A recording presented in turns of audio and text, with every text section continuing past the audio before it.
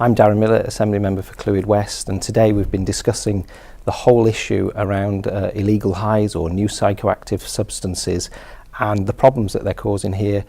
in this part of North Wales. Well, we've had a really energetic discussion actually, exploring the issues which young people in particular are facing, and just the different support mechanisms which are available throughout this particular part of North Wales to help deal with and intervene in people's lives when they go horribly wrong as a result of using some of these new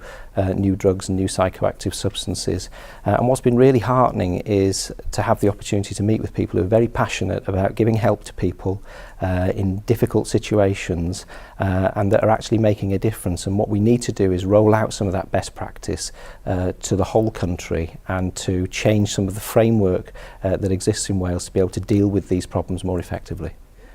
Well, of course, we'll take some of the ideas, some of the themes that we've discussed today back to the Assembly and thrash them out around a committee table on a cross-party basis, and hopefully come up with some very useful recommendations to the Welsh Government,